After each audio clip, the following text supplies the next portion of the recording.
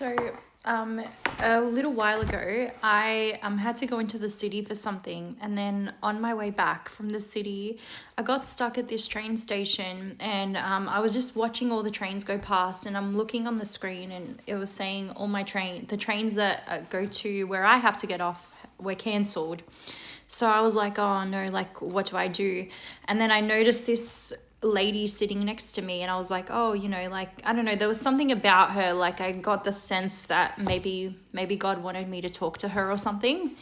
Anyway, so I was just waiting there, and then the other two girls that were sitting on the other side of me got up and left when they realized their train wasn't coming either, so they got up and left. And then this girl got up and she looked, and she was taking a different train, and she said, do you know if this train stops at this stop? And I was like, yes, it does. I was like, it's not the next one, it's the one after, so I said, I'll wait with you, and then we got to talking, and I found out that she came from a Christian home. Her parents were believers, and then somehow we got onto the topic of baptism. And she said to me, oh yeah, she's like, I do want to do it, she said, but I feel like I need to clean up some stuff in my life first. And then I said to her, I was like, you know what? There's no perfect time. I said to her, there's no perfect time to ever get baptized.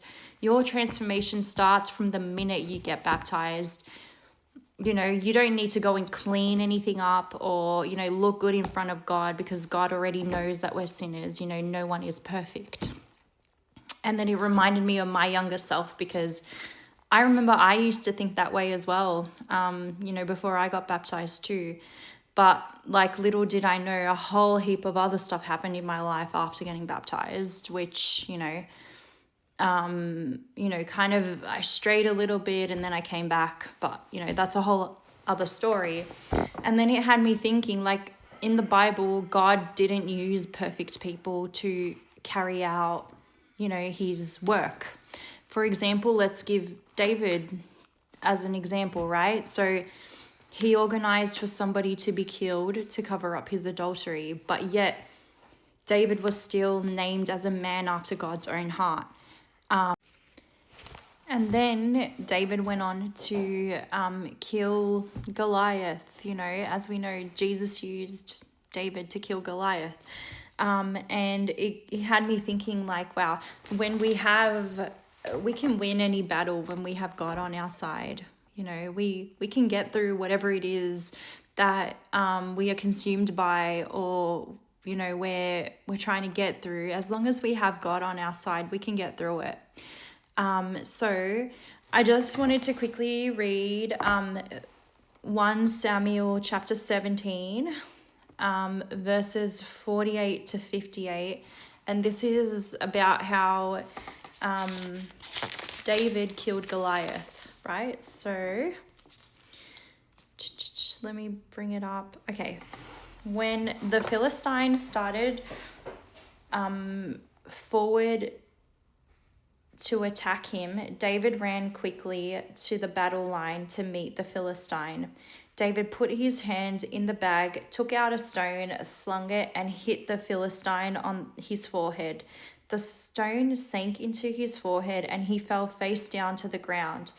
David defeated the Philistine with a sling and a stone. David overpowered the Philistine and killed him without having a sword. David ran and stood over him. He grabbed the Philistine's sword, pulled it out from its sheath, and used it to kill him. Then he cut off his head. When the Philistines saw that the hero was dead, they fled. Their hero was dead, they fled. The men of Israel and Judah rallied, shouting their battle cry, and chased the Philistines to the entrance of the valley and to the gates of Ekron. Philistine bodies were strewn all along the Sharaim road and Gath to Ekron. When the Israelites returned from the pursuit of the Philistines, they plundered their camps. David took Goliath's head and brought it to Jerusalem, but he put Goliath's weapon in his own tent. So, that's one of, that's just one example of like God using imperfect people to carry out his work. Feel like you have it on your heart that you want to go and get baptized, just do it. Just do it.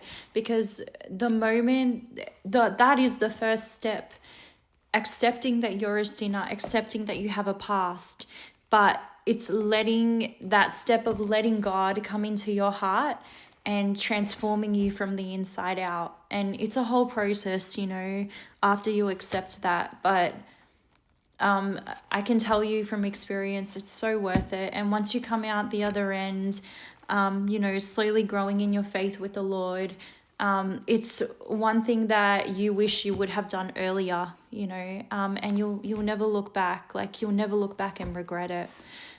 So yeah, that's all I wanted to talk about today, and may God bless you all.